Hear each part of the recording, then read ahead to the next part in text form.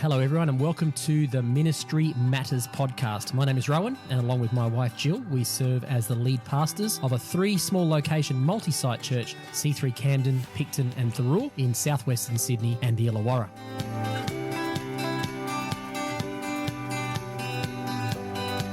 On this podcast, Jill and I discuss all matters ministry and share some of the things we've learned and are still learning along the way in our 30 plus years of pastoral ministry experience.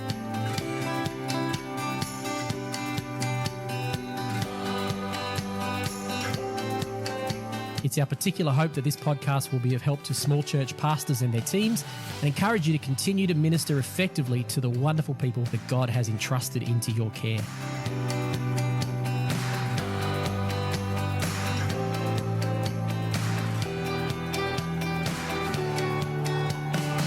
The views that we express on this podcast are our own and not necessarily those of the church or denomination that we're a part of.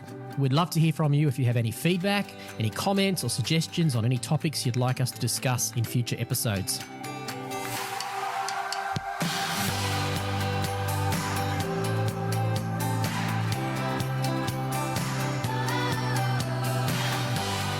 To find out more about us or our church, check out the show notes for links to all the relevant socials and websites. So without any further ado, let's get into today's conversation.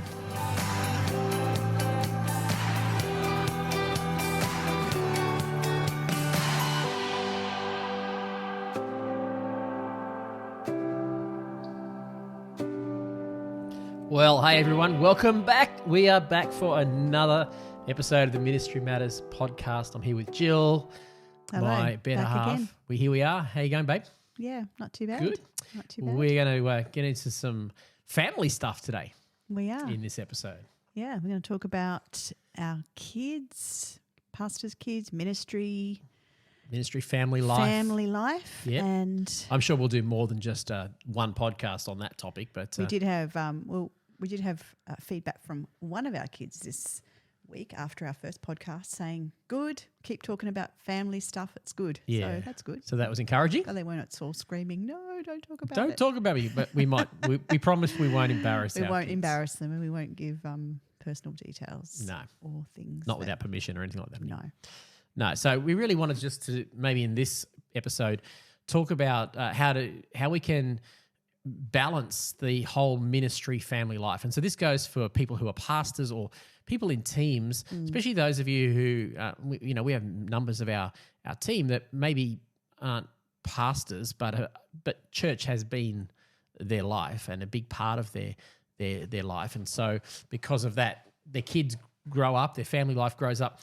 And in many ways, it's quite similar to the old PK. They experience some of the highs and lows and the challenges and the advantages of all of that. There's some good things. There's some challenges in being a kid, a ministry kid. So we realize that not everyone has got kids, so this might not be applicable to you. But for those of you who do, we just wanted to kind of address, certainly not give answers, because we've stumbled across some things. We were just talking about that before, saying we're sort of almost reluctant to talk about this because we certainly aren't perfect with it and we haven't been perfect. But then we went, we thought we've got just as much to say as the next person and, let's just share what we've done and what we know, because one of the things that we are really pumped about is that we have a good relationship with our kids who are all adults now. So they are, the 5 of them are between 20 and 30. Yes. Yep. And we wanted, so we were talking before about, we want to encourage other people to be able to win their kids and not lose them throughout ministry life. While still being able to do ministry life and not having to lose your family. I remember it was Joe Moore said to us, don't sacrifice your family on the altar of ministry or something like that, she said years ago. So I can't remember. Yeah, something to that effect. So we don't want to, lose our family in the process of ministry, but I also think that we don't want to lose ministry in the process of a family life either, because it's part of what we're called to do. I even wonder if maybe that there's been a bit of a pendulum shift. I'm very big on pendulums and think we tend to overcompensate things and they get balanced. But there's always exceptions. But I think by and large there was a kind of prevailing view in the 90s when we were having our first kids in pastoral ministry that you just do God's work and God will take care of your kids. And we had a whole generation of 90s PKs, pastors' kids, who rebelled against that because they felt like they were neglected, didn't they? Because what that really looked like was, and how we took it to, we read it was that you had to be very strict. That meant the whole thing of, what was the old saying, spare the rod, spoil the child. Spare the rod, spoil the child. So that was kind of you had to be strong disciplinarian, you had to be very strict, and you had to expect a high amount of, respect. It wasn't children need to be seen and not heard, but it was almost like in front of other people and certainly in front of the church. Expectation, wasn't there, had to be on the kids? Very well behaved, and they had to be a model child, and there was this expectation. Well, I think part of that probably came out of Paul's, challenge to Timothy, that the elders should, manage their own household well and all that sort of stuff. But we've seen that taken to a point where we've had people say to us, well, I can't do ministry because, one of my kids is not walking with the Lord or something. And it's just like, I don't think that's the intention Paul had. I mean, ultimately there's free will. Every child, every human being has free will. Our job is we can't force children. I think that maybe that was part of it, there was this expectation that you had to almost force your kids into Christian life or into the cookie cutter Christian life. And, kids being in a Christian school, well behaved. There was expectation on them. Oh, you're pastor's kids and you're in a Christian school. There's this unrealistic expectation on kids. So that wasn't healthy either, was it? No, it wasn't. So, that was a 90s kind of thing, early 2000s. I think, yes, as I said, there are exceptions, but that was a fairly strong prevailing view in that time. So a lot of stuff about what they shouldn't be able to watch on TV and what games they shouldn't play and what books they shouldn't read and all of that kind of stuff. No Simpsons. Shout out to our oldest that always say they weren't allowed to watch Simpsons. Definitely no Harry Potter. No Harry Potter in those days. No, heck no. Yeah. So, so there was that, which I think has caused a bit of pushback. And I think, as is so often the case, sociologists tell us we do overcompensate. I reckon if I had to guess, in today's world, I think we're in a stage, and hopefully it'll just balance itself out, but I think we're in a stage where the generalisation is now that we probably have swung the pendulum a little bit far the other way, and it is a bit of a reaction to that negative push, where it's now so child-centred that everything goes on hold, including ministry life and all that sort of stuff. And we don't presume to be experts, but I think there is a way to negotiate doing what you're called to do while continuing to be able to establish and maintain some level of healthy connection, family life. I think whatever era you're in, you're always going to have, there's always going to be something in the culture, some prevailing idea in the culture that makes you think, oh, this can't be my time because, of this that's going on, and this is, sort of the expectation. This is the norm, and so I don't meet that, so it mustn't be my time. And I think the call to ministry life, call to be a pastor, the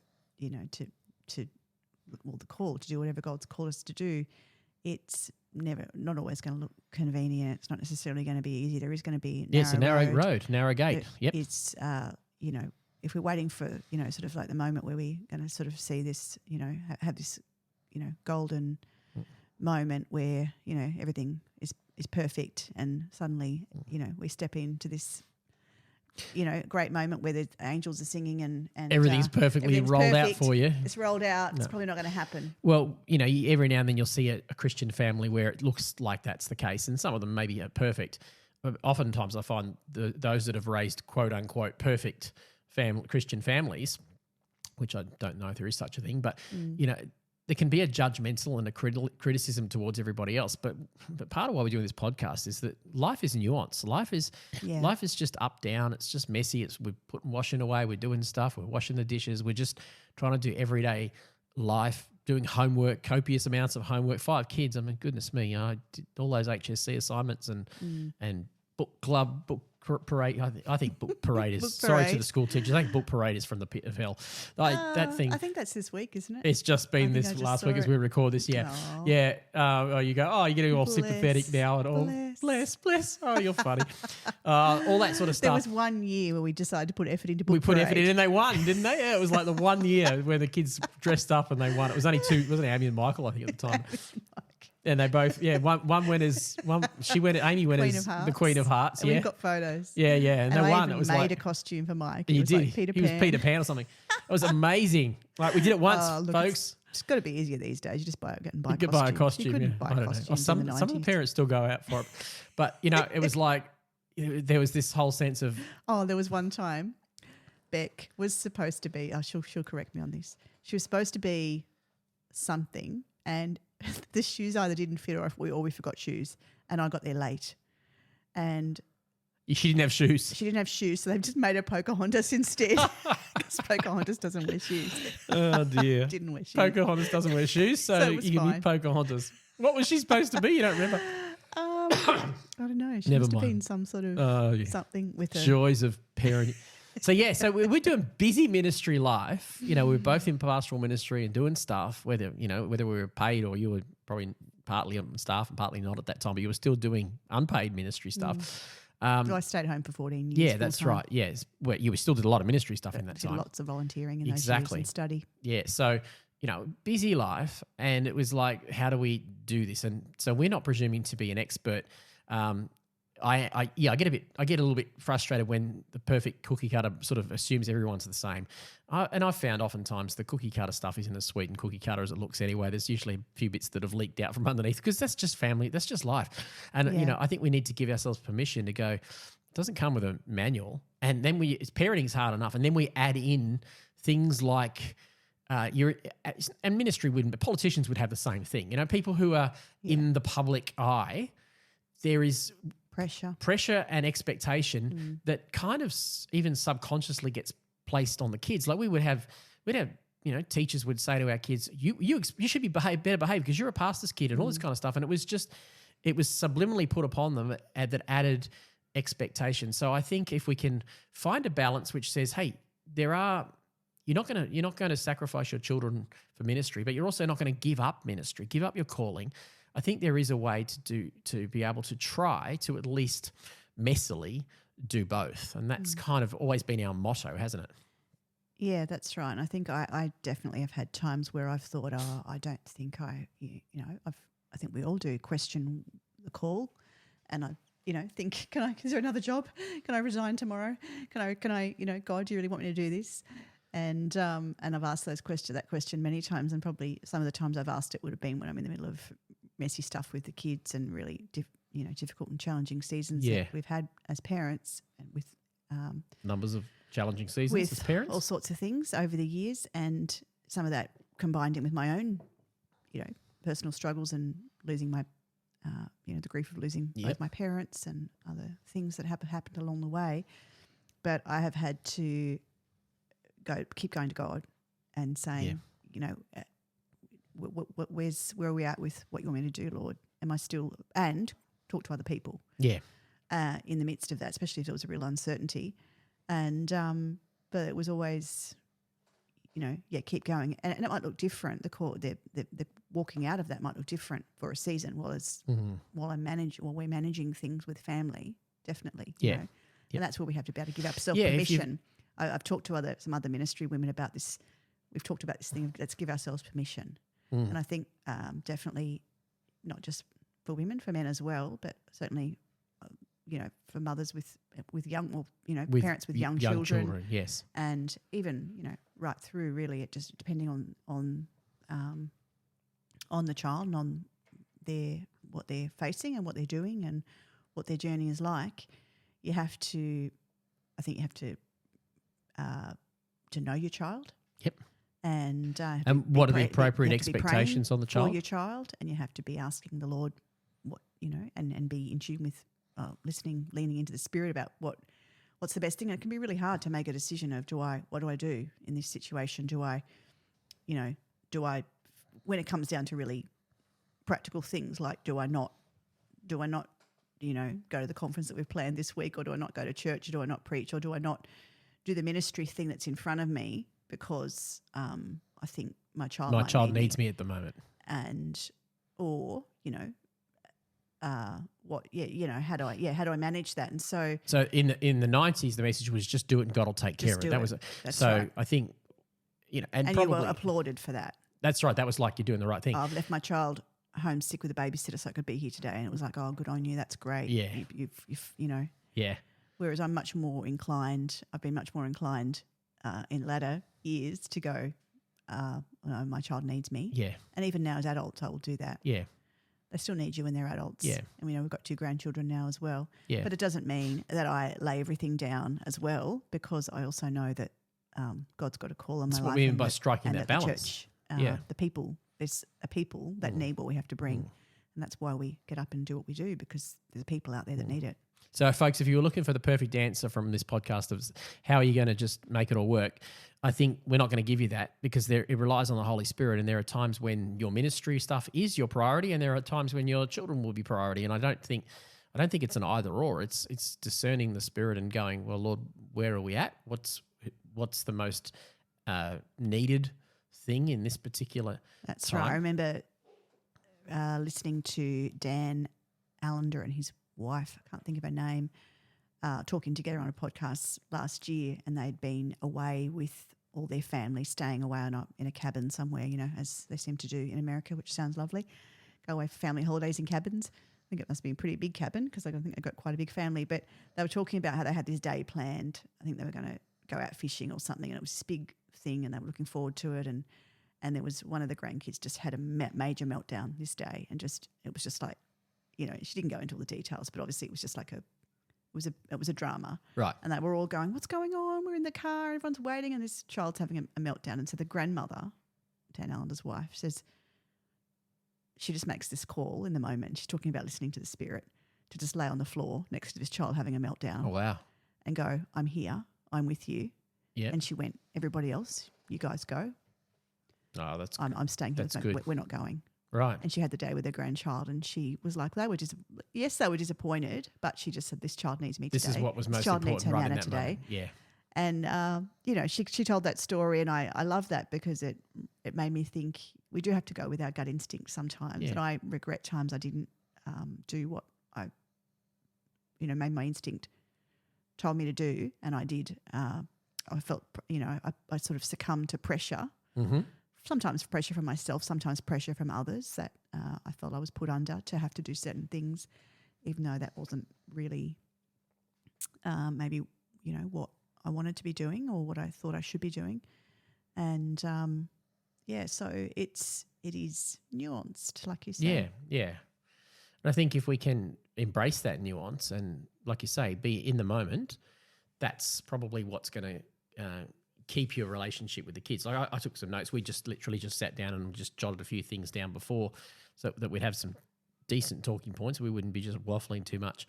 And you were saying things like, what are the adequate expectations on our kids? Like what do we expect from them that's suitable without being unrealistic, or not expecting enough of kids, because it's good for them to be involved in church life. It's good for them to have some, there to be some expectation, especially as they're growing up and they're not old enough to make those decisions for themselves. So, what do you think about that? How do you do it? I think we always try to just be encouragers of our kids, didn't we? Yeah, I was just going to say, I think we need to, whatever encouragement we give, I think we probably need to double it. We need to just be really strong encouragers of our kids. So I'd say that for all parents. I think the younger generation need a lot of encouragement. It's not easy growing up. It's getting more challenging to grow up. Yeah, they need us to help find ways to build their confidence, find things, that they can do where they'll have a win, where they'll feel like they're they're doing well. Which might be outside of, don't put these expectations that your kids are going to be pastors or preachers in the ministry. Just like, the old adage of, parents soccer dads and live their own soccer dreams vicariously through their kids, as though, and they put these expectations on their children that somehow they're going to fulfill what they've had missed in their life. And I don't think that's ever going to be healthy. Yeah. I think when people say, oh, every one of my kids is in ministry, I kind of think, great, but that's no badge of honour. Yeah, it's just no matter what your kids are doing, if being in ministry is no better, not a better or more honourable thing to do than doing anything else. We have to be where God wants us to be. Yeah, what God's called us to do, and that's great if it's ministry. But sometimes it might be people in ministry who shouldn't be in ministry, but there was an expectation that they should go into ministry. So, yeah, I think helping your kids champion what their interests are, That's right. and helping them in that is probably going to be the ultimate journey. And I think we had written down here, which I think is important too, is that if you've got kids, if you're a pastor or you're a part of a key team, there has to be some acknowledgement. And if you're not part of a key team and you happen to be listening to this, could I encourage you to not be dirty on the fact that pastors' kids and ministry kids do get some other benefits, because there has to be. They give up a lot because they're in the public eye. We talked about some of those things. There's some unrealistic expectations upon them. They're often there late. Like last night, we just had our opening of our Elevate workspace, and we had a few of our key teams. Kids were back late with us, and there was leftover sausage rolls, and I said, come on, that's some of the perks of the job. I was just joking, but I'm just saying, there has to be something. These kids have got to, they're there till everyone else has gone and left them. It's not a massive perk, leftover sausage sausage rolls is not a perk. No, that's right. This guy was just joking with him, saying, come on, there's got to be something. You kids are hanging around here, it's 8 o'clock, everyone's shot through 45 minutes ago. And I think that if you can keep the fun factor in it for your kids, otherwise, they just feel like they're being dragged from pillar to post. I think the atmosphere was the highlight of that last night, that we hung around afterwards, but we put some music on and we had a bit of a laugh while we were packing up and with the team and with those kids, with the kids that were there. And that's the sort of stuff that, hopefully makes it less. Hopefully they remember makes it more bearable and less boring. Yeah. So if they can have, if they can have those kind of happy memories, there's going to be enough challenging memories in ministry life. So you want the kids growing up knowing that, hey, there was some good times too. I think we've got to lift up that level of intensity. We can find that ministry life can be very intense. Yeah. It can be, especially when there's, depending on our personality and things as well and how we see things, but we can find that there's always something that's not working as well as we'd like it to be. And if we're living under that and we're communicating that and our kids are seeing that, it brings a real intensity. Yep. I think there's got to be some joy and lightness about ministry, about church life, about the family of God, because it should be anyway. We should be flourishing and having fun. Brings in that other question. Well, if there's going to be a fun factor to it, because there's definitely challenges in church life. There's going to be people who will say the wrong thing, or you'll have bad days, or people will leave the church and all that kind of stuff. Yeah. And so, one thing I think we probably didn't do effectively, despite being encouraged to do so, I think we just lived out like we do with this podcast. We've always just talked ministry, and I think there's probably been times where we've talked ministry more in front of the kids than probably we should have. We didn't want to ever be that one that just gave them those ones that ever just gave them some kind of naive thinking. Oh, mum and dad are perfect in ministry. We wanted people to know, no, ministry life's hard. There are challenges, but maybe at times we aired our dirty laundry a bit too much. What do you think? Yeah, maybe. She doesn't sound so convinced, folks. It must have just been me that was airing the dirty laundry. Yeah, I don't know. I can't really recall now. I definitely didn't want them to feel like it was isolated from them, but also didn't want them to get jaded either. And maybe at times they've been jaded by some of that. We do talk a lot. We talk a lot about things. You and I, we're talkers. We talk. So it's hard to live in a house with five children kids. Over. Yeah. Especially when they were teenagers. Years. And not, especially when they were teenagers and they were up later than us. We have to go out somewhere. Yeah. For a drive or to a restaurant or whatever to be able to talk. So definitely I think there's things we didn't talk about in front of them, but probably they did pick up on our emotions when we were struggling with things. And our discouragement, I'd say. Here's what I think on that. I think that if you got to normalise that anyway.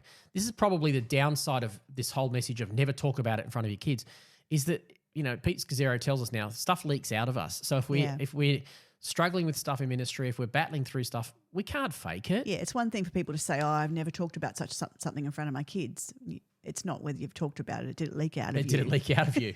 And chances are it did. Because you might be an absolute cynic, but in your demeanour and in your general, in a general sense, but just because you've never spoken about something doesn't mean they haven't picked up on it. Yeah, that's right. So I think it's more including them, letting them wrestle through themselves at age appropriate with the challenges, the highs and the lows, the pros and the cons of ministry life. And I'm sure this applies to all areas, but this is our area of expertise is ministry life, because it is that public thing. Yeah, and I think, have, like you said, I think if we can create ways like we did last night, and that was just, it wasn't really even intentional. It was just a bit of a moment that happened. But I think, I can think of that sort of stuff with our kids as well, and even some of the little traditions that we had with a few other families over years, especially if they, when they've got other church friends or family, or if they don't, we encourage them to bring a friend that doesn't come to church to something, or bring, invite them to our house if we've got other people over, so they've got someone to hang out with. They're not the only one there that doesn't have a friend to hang out with, and and make it fun. Have a table with kids' food and have stuff that's appropriate to them, or have their own zone, or get pizzas for them when they're young adults, or just be thoughtful about it. Yeah, I think if we have the mentality that these kids are on this journey and they didn't vote for it, they're in it, then I think then we can be more upfront about encourage them and providing opportunities for them to take the wins and celebrate and enjoy the journey a little bit more. And one of the other things I think is that, our kids benefited from was friends with other pastors' kids, other ministry kids, their peers, and then also pastors' kids who had grown up as adults, and either some of them were pastors themselves, others didn't go into pastoral ministry but had, were 10, 15, 20 years ahead of them, had been through the pastors' kids, who were then felt like they could mentor and understand what. Yeah, I think that was really good, wasn't it? One of the highlights of networking. Yeah, it doesn't have to be in your own movement. Yep. But it's networking with people who do this stuff. Yeah. And getting to know other families, getting to know other people who are in this, who are in this space, and that's definitely for the kids as well. Yeah, I think that's been a huge benefit. And even now, we would, if we meet. This happened recently. We met. I met some pastors. We've gotten to know some pastors in another movement, and we had met them and got to know them a little bit. And even their adult kids, we made an effort to get to know them. I and really to chat to enjoyed them, getting to know their adult kids.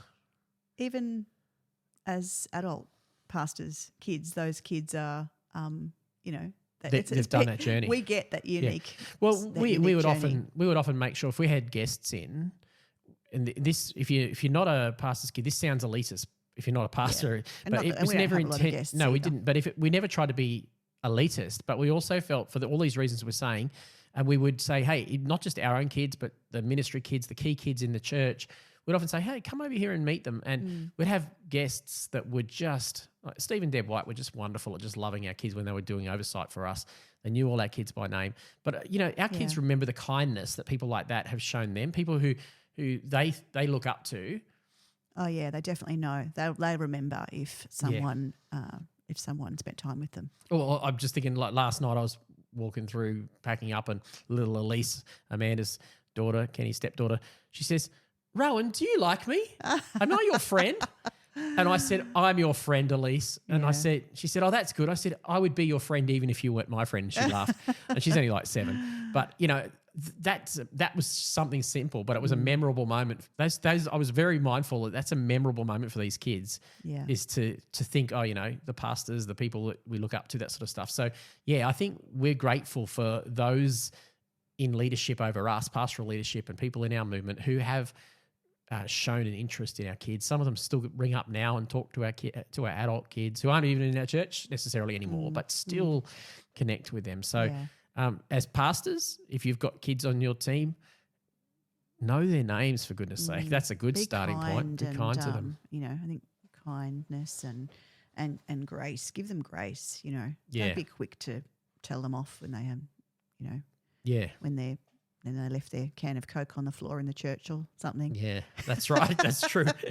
Especially when they are going over and above involuntarily for the kingdom, because they're being on the journey with their parents. So, I just think that if we can foster that whole thing of letting those kids feel valued, it will mean a lot. And we have to protect them as well, I think, from there's not always safe people in our churches.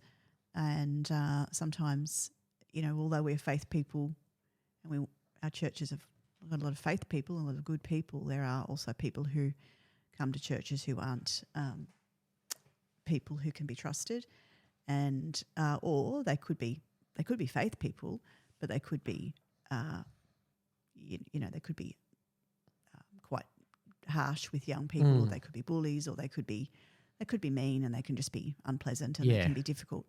And so I think we've got to just be mindful of, with all our kids, not just pastors and ministers and ministry kids, but really protect kids, because kids and young people can't speak up for themselves. No, they need us to advocate for them. They need us to be watchful and I think we can't underestimate watching them, making sure we know where they are, making sure they're safe, and even some of the people who might want to come alongside them.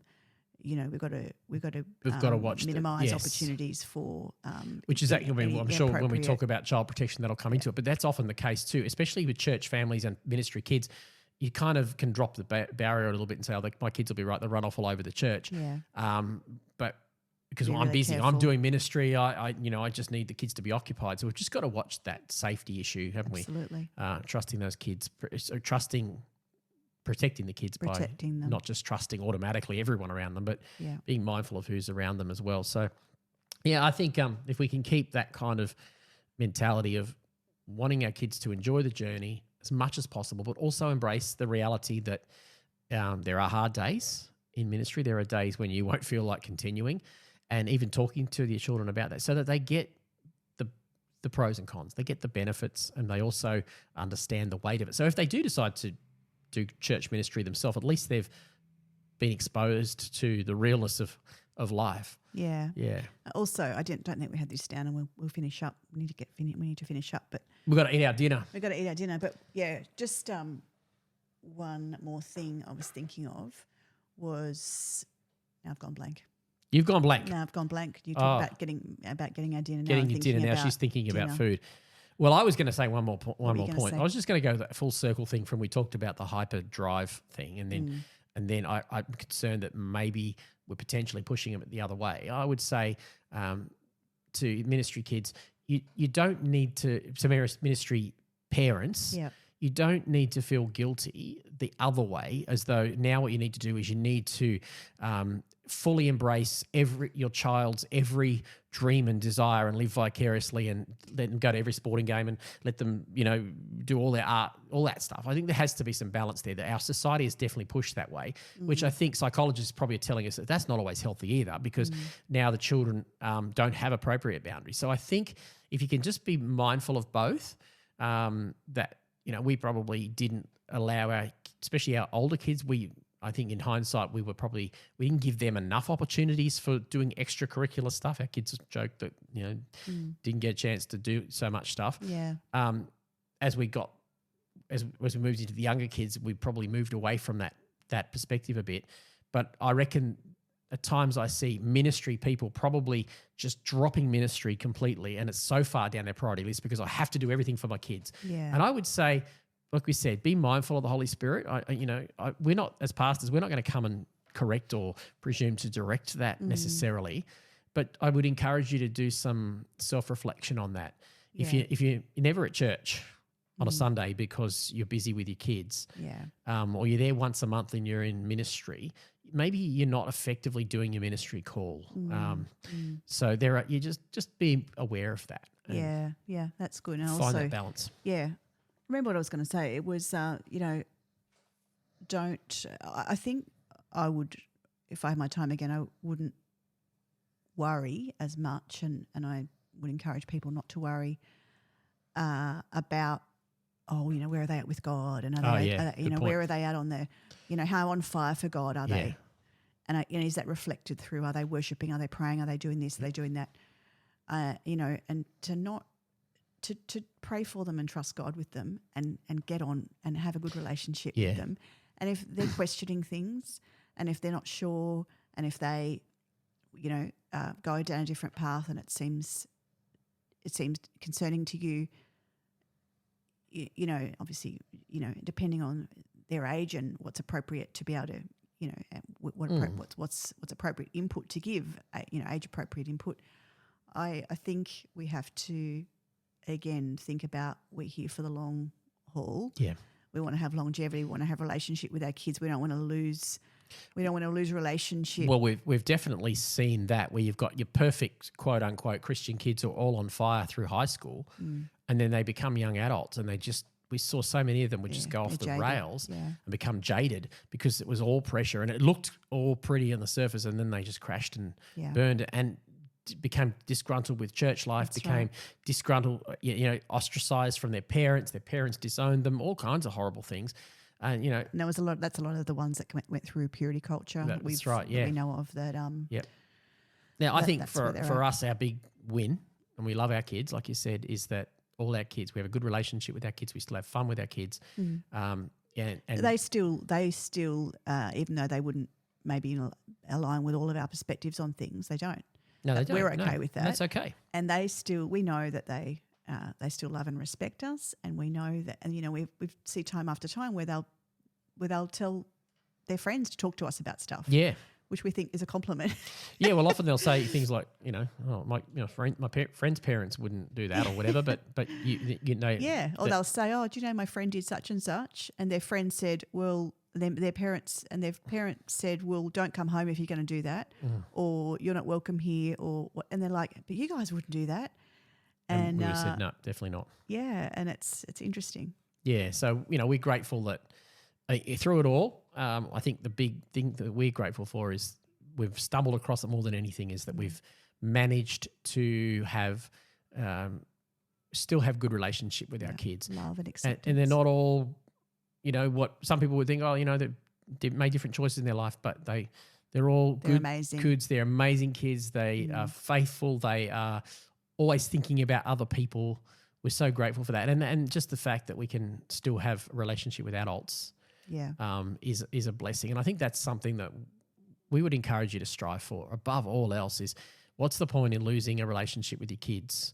Like you said, it's a long game, and nearly every kid will deconstruct or try to figure something out or will have a time where they become jaded about something or make poor choices in their world in some way. And wouldn't it be best if they know that even though mum and dad might not agree with everything they've done, mum and dad's door is always open. They can always come and ask questions. And I think that's been our philosophy. Yeah. That hopefully our kids know that they can knock on our door. Yeah. Well, when it's convenient for us guys, not if you're listening to this. And I guess what I didn't say, we haven't sort of said is, I was a troubled kid and I was a troubled teenager. I had my challenges in that, so I totally get navigating that season of life and how hard it can be. And, totally. For lots of reasons. Yeah. So my heart goes out to them, and I think they need lots of love and encouragement. Yeah, and being able to have them in our world and have their friends in our world, even as adults, has been special, hasn't it? So we're grateful. And we have for that. people who we don't need to give details to, but we have people who pray for us and for our family. Yep. And sometimes when there's things are tough, we'll say, can you pray? Things confidentially. There's some things happening, or such and such, or someone's sick, or whatever. And they don't ask for detail. It's confidential. Yep. And I think that's the thing. If you're going to ask someone to pray for your kids, they have to be a vault. Good. And if they ever even once breach that, then that's it. That's not. Yeah, that's you true. never ask them again. Yeah, we've been grateful that we've had and still continue to have some very faithful people who pray for our kids, pray for our family life, pray for this sort of stuff, the balance of ministry and family life. So, find people in your world, ministry couples, ministry individuals.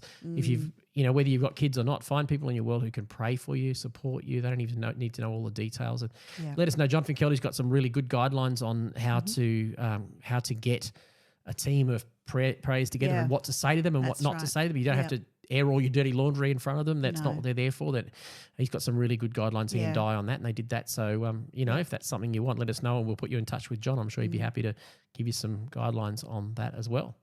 Yep. So that's all right. That's what we've got to say for today on the topic of, what do we call it? How to win your kids and not lose them while still doing what you're called to do. That's what we're talking about. Great. We'll see you on the next episode, everybody. Thanks for being with us. Thanks for listening to this episode of the Ministry Matters podcast. Hey, if this podcast has been an encouragement to you, or you think it could be to others, we'd be so grateful if you'd share it with your friends on the socials.